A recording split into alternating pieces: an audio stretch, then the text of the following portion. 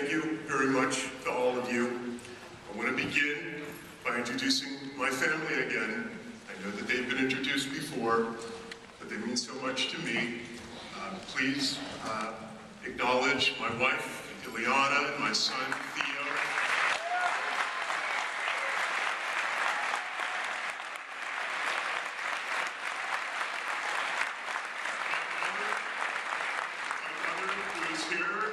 There she is.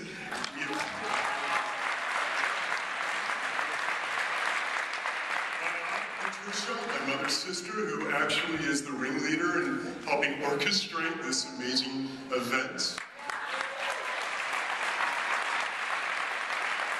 And her son, Jeremy Forsyth, who is also like a little brother to me.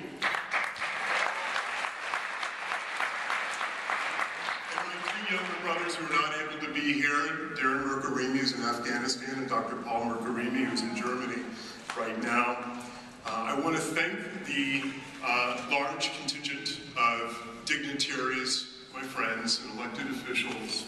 I want to thank all of you for being here, for being longtime friends. I want to thank the House of Union Labor, who I know we've been close for many years, and I know many of you are here in the audience.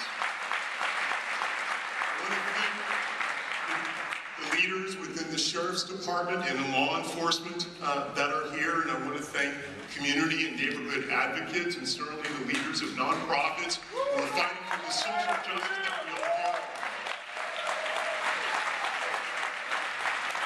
Most of all, I want to thank all of you for being here with us today. It means a great deal to me, Ileana, and Theo, and my entire family.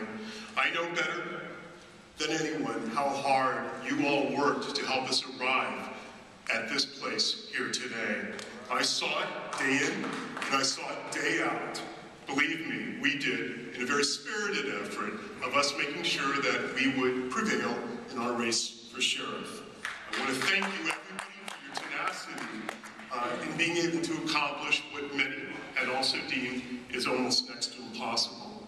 And with that drive, I would not be here as the 35th sheriff of the city and county of San Francisco since statehood in 1850. You are true friends, and I'm most grateful. Thank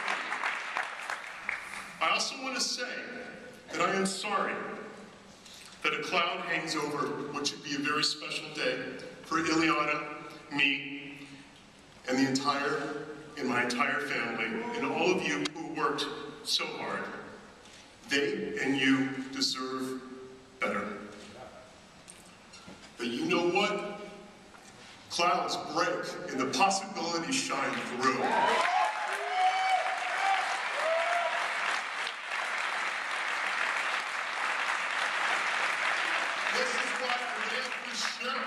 Because I was inspired for many years before I decided that I would announce my candidacy for sheriff by the man who's been San Francisco sheriff for well over 30 years, Sheriff Mike Hennessy.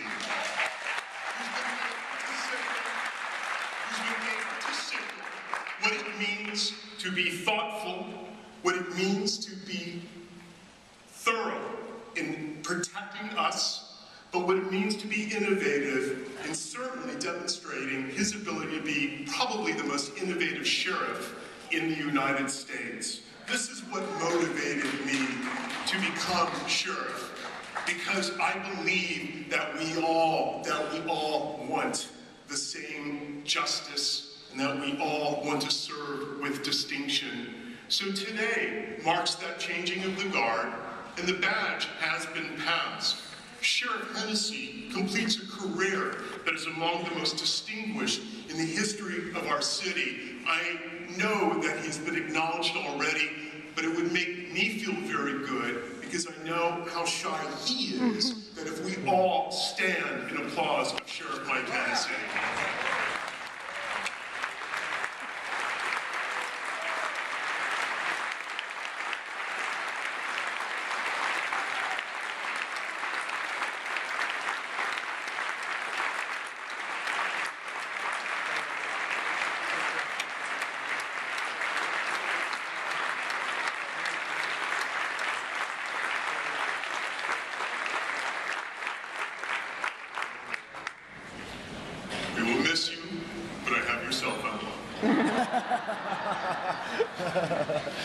And I also been reading those articles about his first beginnings too. How many escapes were there in your first year? So I understand about new beginnings.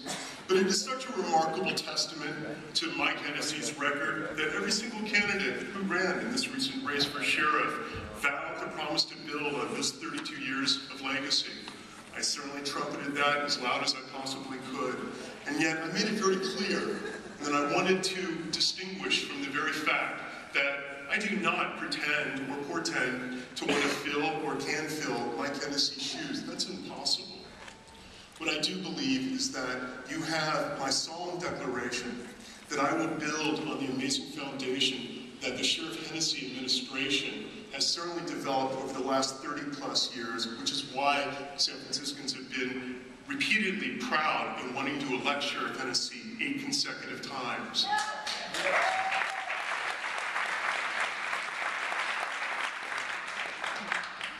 And to paraphrase another, Sheriff Hennessy is the type of leader who walks softly and carries big ideas. That's where he and I were simpatico. Many times where I felt frustrated as a supervisor inheriting a district that had a very high violent crime rate. When I took office for District 5 back in 2008, I sought the counsel of many, but in particular with Sheriff Mike Hennessy, because I knew it wasn't just a police response or a first responder response, but it was going deeper. And it was about going to the core that certainly propels people to commit crime and commit crime in a repetitive way that doesn't seem to have any end, especially for a city like San Francisco, who professes to try to establish such great innovation and liberalism, but yet we don't always deliver in the way that we would like. Indeed, I dare say that even during the election for sheriff, because there hadn't been an open race for sheriff in over 30 years, concerned that there had been very little attention even during the election, because we were not atop of the ticket race like the mayor's race and the DA's race, that we would garner the kind of attention, and I think that was so central to the issues that needed to be expressed and that we needed to project to re-educate people what the sheriff's office does. And like here today, I was even afraid, like during the election itself, that we would garner little media attention, but I think we took care of that. The Sheriff's Department that I walked into is vastly different than the one that Mike entered over 30 years ago.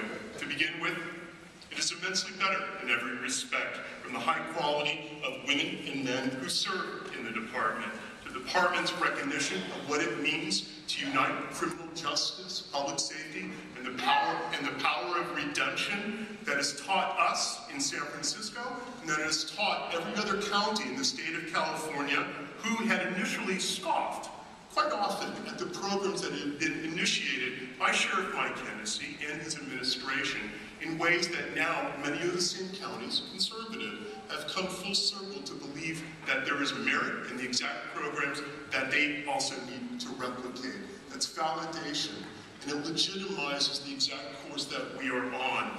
It also demonstrates the need that there is no deviating from the course in which I had campaigned on, which is why I vow to make sure that we build, and we build effectively, in preparing for the new era of criminal justice in the state of California.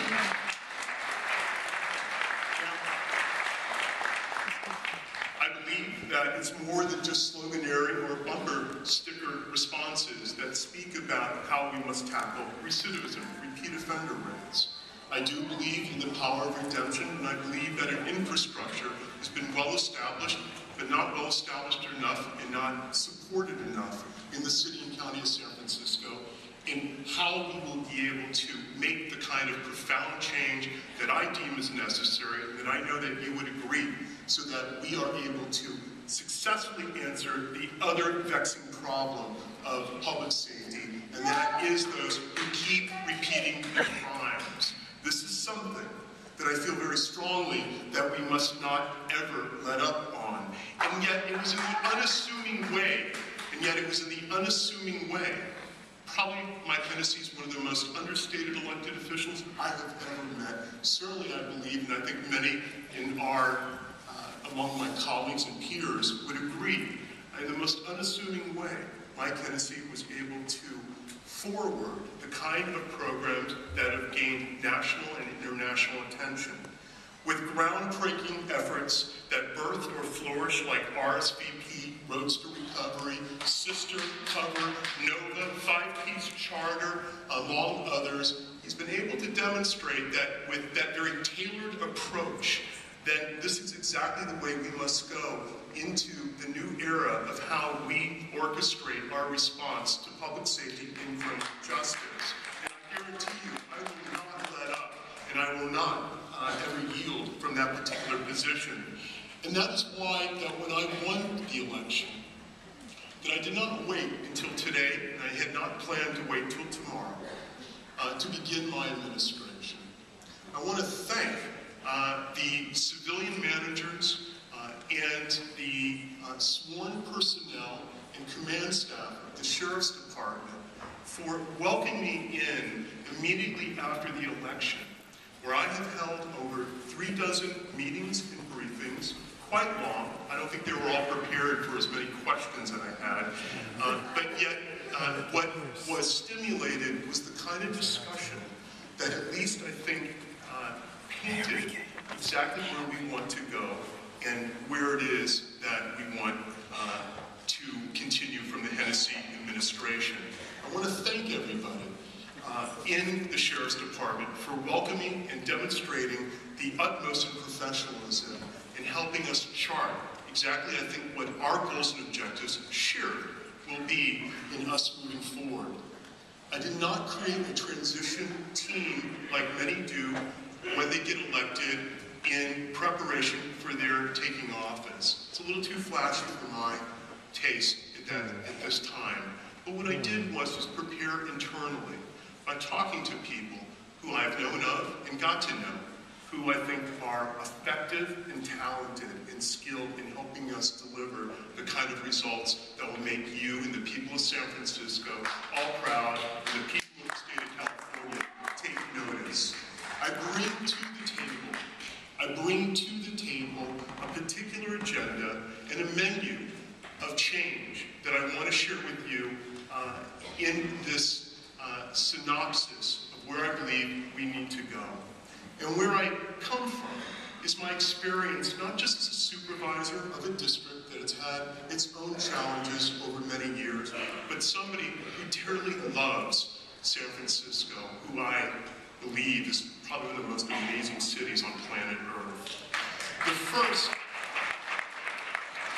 The first is that I will move forward with a team of transition working groups. There is no end game except the fact until we believe the job is done.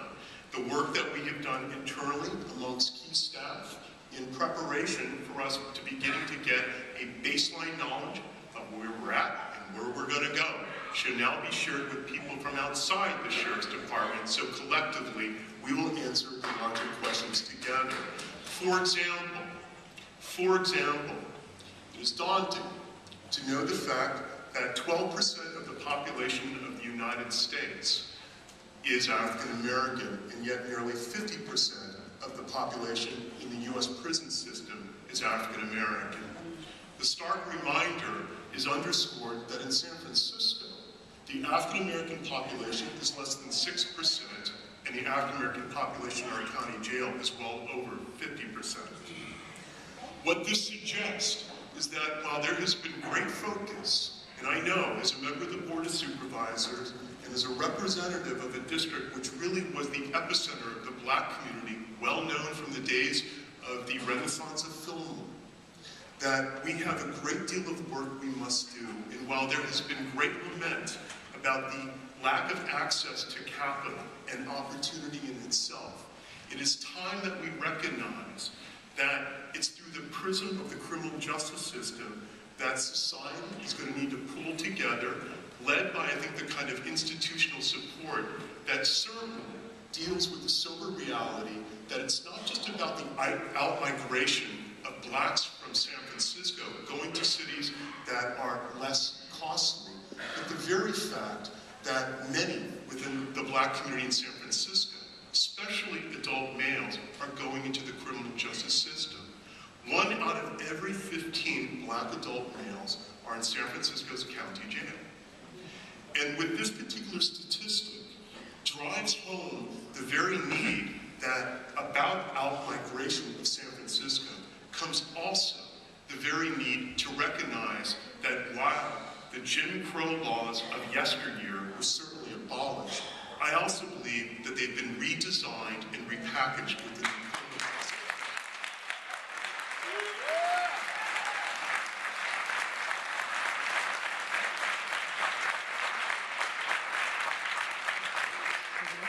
And so, with this trend that I feel that we have no grasp on, I think San Francisco is an opportune time that we pull together with community in City Hall.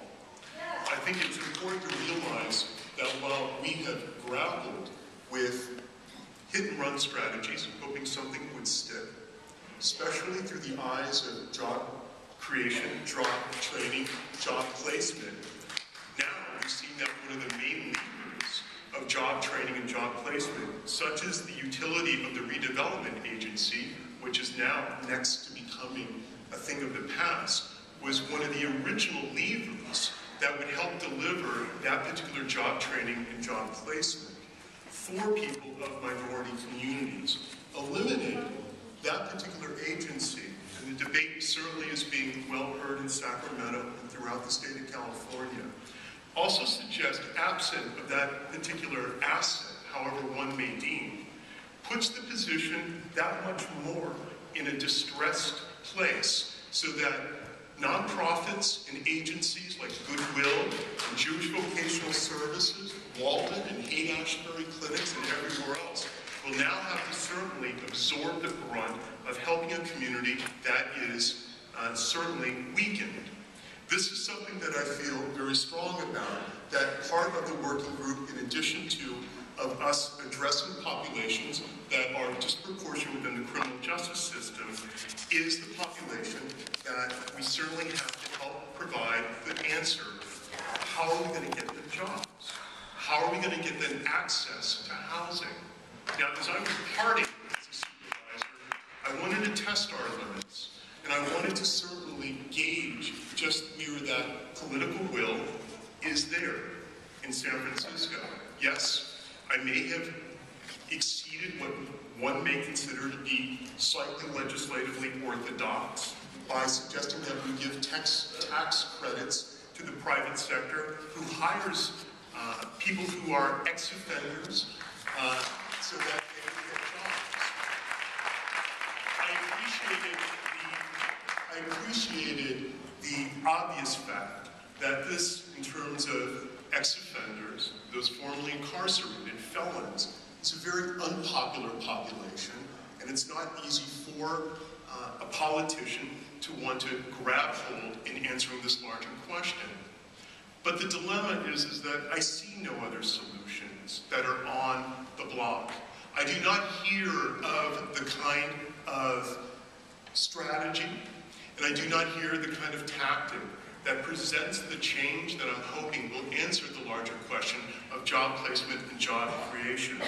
I fear, unless that there is that collective support marshaled towards our ability to ameliorate what I think is going to continue to be an escalating situation of a hemorrhaging of not just the Black population, but populations such as maybe a Latino population and others who are certainly growing in incarceration rates in the prison system in the state of California and in county jails throughout the state of California, that it is incumbent upon us to be able to pull together the partners of the criminal justice system with society and people who demand more of us and us being able to respond, and certainly City Hall.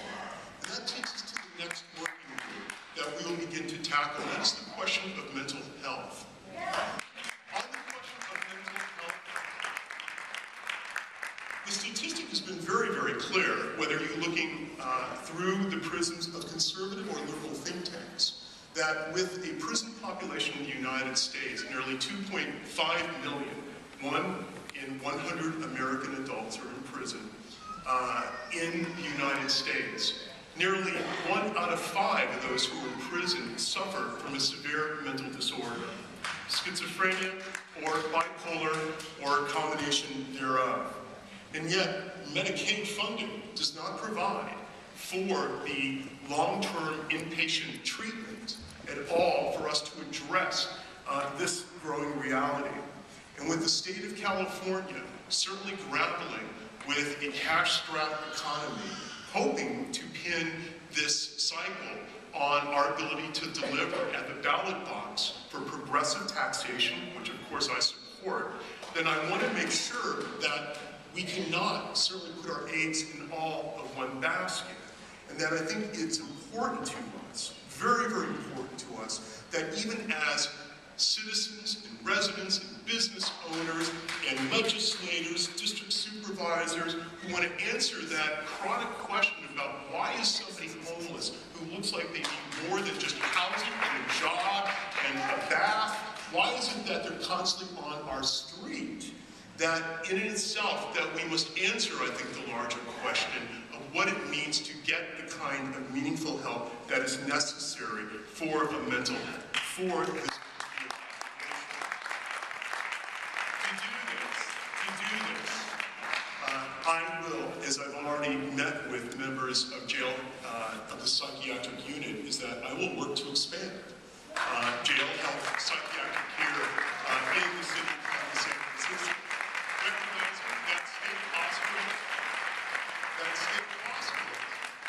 Mental health hospitals have certainly shuttered their doors or refusing prisoners who are requiring that level of specialized care.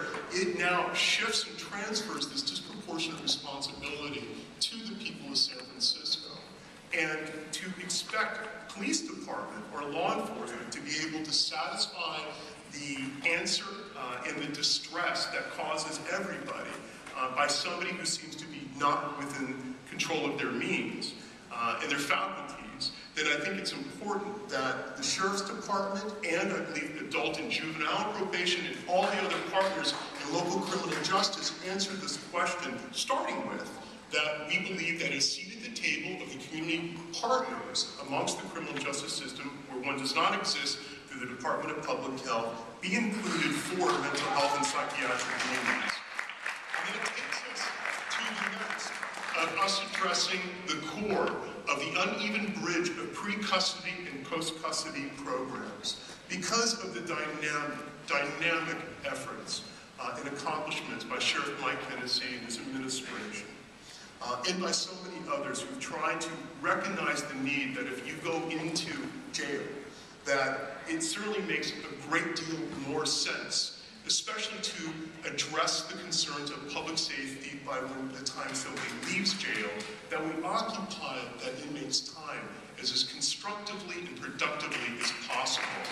Because I believe that it is self-evident, and the test has been well, I think, demonstrated, that we are not winning the battle against recidivism and reducing recidivism if we simply think that we can turn a key and walk away. That does not work.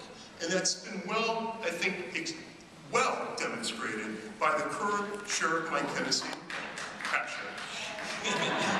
Mike Hennessy, and others who are now getting this from around the country. So I look forward to working with adult and juvenile probation, the district attorney, the public defender, the police department, Department of Children's Youth and Family, the Human Services Agency, the mayor's offices, the fleet of nonprofit CBOs who are struggling to stay afloat and being able to manage what is a growing population with less resources. And certainly in the time that we've used in the last 6 weeks in preparing for this particular place, I've met with the Secretary of the Department of Corrections and Rehabilitation. And I've said that I'm proud that San Francisco's jail system is one of the only counties in the state of California that is undercrowded.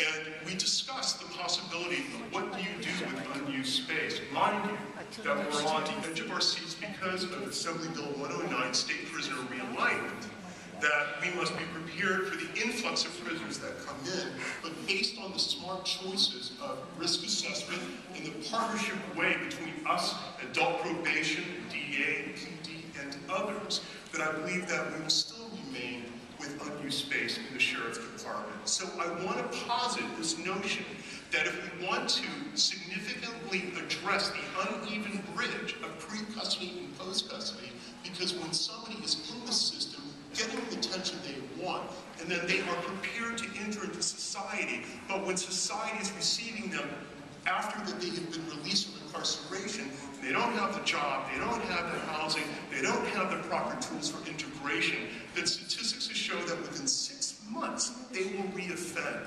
And because of the recidivism rate in San Francisco being at 65% right now, and prisoners in the state of California being at 78%, then I believe we have no choice but to demand better of ourselves so that we are able to answer this core question. It would be nice if in that unused space in the jail system, thank you. I'm filming. The Nancy Street type model, so that whether it will be inside the jail system, that will remain with a vertical attention and accountability, so that those who are getting the attention are not treated through HMO-like suggestion by the time that they get out, and the people who are certainly being treated, inmates, are not really clear who it is that they're dealing with. These are possibilities here. And those possibilities are made because inside the system, something beautiful was started. The first high school, charter high school in the United States, was created by Sheriff Mike Hennessy with the support from our friends, the teachers, United Educators, and others, who took a chance on an idea that no other county or jurisdiction in the state of California took a chance on. And the notion that using that time in a way that's constructive, using that time in a way that builds that confidence and that skill value, so that by the time you leave, you're able hopefully to reintegrate into something better, has also now shown us what works and what doesn't. I will, through those transition team of working groups, bring together those people that will address the need to now expand from 5 Keys Charter, so that we realize the value of returning vocation into the inside of the jail system, so that those, believe it or not, where we would like to have seen, I think, more vocational programs and opportunities, that those are opportunities that have not been present, but that will work for, and using Civic College is going to help expand on that pre and post custody is exactly what we will do. And on immigration in itself, the fact is, I couldn't have been more proud of Sheriff Mike Hennessy for demonstrating the sensible response to what I thought was a very reckless program by Secure Communities in its effort to certainly deport without questions asked. And his administration speaking to what became a harbinger for many others like him in the United States to question, I think quite legitimately, where the federal government is going. San Francisco is a very sensitive and caring place for its immigrant population and undocumented population. We believe in due process. We believe in that there are values that need to be held within the criminal justice system, and those values should not be deviated. And sometimes local, state, or federal government doesn't always line up in their thinking, which is why we must continue to proffer our point of view in the most pragmatic way possible, but marshal the kind of will that I think is necessary so that people understand that we want to certainly be sensitive, and that we want to be good caretakers for the people who live here in San Francisco, and yet who cross over into the criminal justice system. Now, there's no question that over the last several years, with the implosion of the national economy and the gasps of all of us seeing the high incidence of evictions from foreclosures, that there seems to be a real wrestling of what it is that we in San Francisco can do, but unfortunately, we are somewhat incapacitated because of how federal and state law is designed in order to empower us to address those that need help. By court order, the sheriff is responsible for facilitating evictions, even if in our heart and mind that might be wrong. When I saw that there had been sheriffs in the United States who have actually resisted against evictions or have denied against evictions, I've called them up. I've talked to their offices and to other sheriffs and trying to understand that are these heroics certainly coming from a place that I believe can be sustained. And you know what? 100% of them. It told me that while that was the right instinct to certainly react, it was an unsustainable action because of the absence of law that does not support the sheriff's ability in order to protect those that they would also like to protect. That's not any different here in San Francisco. So it is incumbent upon us to bring together those who know best and how we can speak our minds and certainly demonstrate with the level of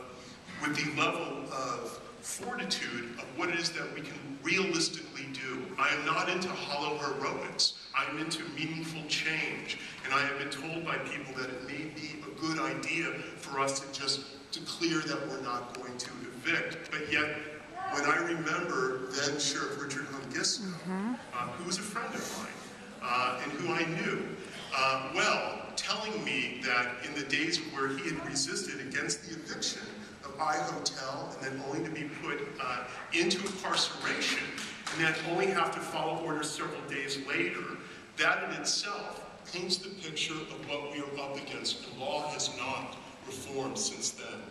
It's important that we continue to recognize the value of the excellence of the sworn staff within the Sheriff's Department.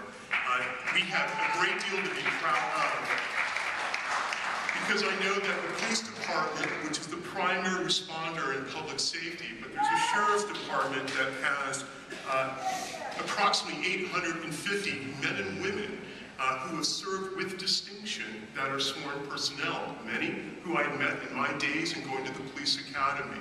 Many, I believe, who certainly serve with great honor on behalf of the city and county of San Francisco, are also eager and willing to help the police department in any way possible, to augment any needs, to assist with any needs in a primary public safety way. For example, in something very basic, in something that has been tried, but it had not been continued, that I would like to see, and I have met with Mayor Lee and Chief Sir about this very idea, the return of station transfer units. And what that means is that the 10 different district stations where the police department certainly apprehends and arrests somebody, they're the ones responsible for the detention and the booking of those particular prisoners. This is an immensely time-consuming effort. Let us do it. The Sheriff's Department can ferry certainly to the 10 different district stations, and we can be the ones that certainly save the people a lot of money, a lot of time, and help alleviate, I think, the police department from being able to certainly perform this function. Sheriffs do not get paid the exact same as the police department. I know that's another issue, and we'll certainly do what we can to support their need for fair and just compensation. But at the same time, recognize that the city must, that there is an underutilized asset in the Sheriff's Department, whether it's on special events, transporting prisoners, or perhaps when there is a deficit in being able to respond, I think, to patrol functions where people need help, especially as we grow out Treasure Island or Baby Hunters Point or wherever. Let it be known that the discussion should not certainly be one off the table, but on, so that we are able to discuss what it means to enhance our response to the larger objectives of public safety. And I am so pleased, to see that there are members within the education and so many educators that are here today community. I want you to know that it is daunting that 55,000 people enter the San Francisco City and County jail system every year, and that is a number that almost mirrors the exact number of students that are in San Francisco public school. knowing that those two numbers almost mirror themselves sends the exact signal of what we must do through the educator community of working together to make sure that young people, and we're beginning to see a growing class of young people from 17 years old to 27-year-olds repeat their offender rates in a way that should take notice. And this is hard when we see headline news when crime is down. Because when crime is down, it lulls people, I think, into a false sense of security, in a sense that everything is being taken care of. But that is really what is epicenter to what we're all about here today and why I ran for sheriff. That keeping the issue of high recidivism rates, keeping the issue of the causes that continue to fuel that particular reality is not something that we will ever let off the radar, and something that we will continue to make sure that is on the minds of both elected officials and the people of San Francisco. The job of sheriff is not to lock up people and just throw away the key. Mike Hennessy and his administration demonstrated that quite soundly. In effect, not helping people return to the community from which they come from shall continue to prove that finding a job or housing or sound integration to family and community is adding a sense of time already served. San Franciscans are a proud people. Our city has been a beachhead, it has been a bellwether for so many watershed causes and reforms. I've grown up with many songs that proudly remind me of why I love San Francisco. Eric Burden's San Francisco Nights, Steve McKenzie's Come to San Francisco, Where Flowers in Your Hair, and certainly, I love that song. I play it all the time for my son. It's great. And of course, harking back to the movie and the musical of San Francisco, the Clark Gable film of the 1930s, and the song San Francisco reminds me certainly of the premise of the song, open your golden gate, let no stranger wait outside your door. This continues to speak, I think, to the lessons of who we are today. The dream of a city that lets no stranger wait outside the door to a better future is a dream we need to share with those who are not only strangers, but in particular our neighbors and people within our communities who have stepped on the other side and implicated themselves in the criminal justice system. We must know what it means to receive them by the time they come out of the criminal justice system, and not treat it as if it's a problem in Visitation Valley, Ingleside, Sunnydale, Bayview, Hunters Point, Mission Soma, Western Addition, Fillmore, or any other neighborhood that seems to be the routine neighborhoods that are the ones assigned and shouldering this particular problem. The fact is that a lot has been done to try to address these inequities of programming and service delivery, but we have a lot more work to do, which is why I believe in addressing that uneven bridge, and why I believe we need to respond to the San Francisco song of Not Forget Anybody. And it's with that that I arrive at this particular place, that I want to thank everybody here for being so patient, especially over the last few days, in being so supportive to me and my family, in being just so present in our need to venture on and venture forward, that with great humility, I want to say how much I really, really am honored to be here in front of you. And I want you to know that we worked very hard to get here. And even over the last few weeks, and in particular, last few days, there are tests built in to these experiences.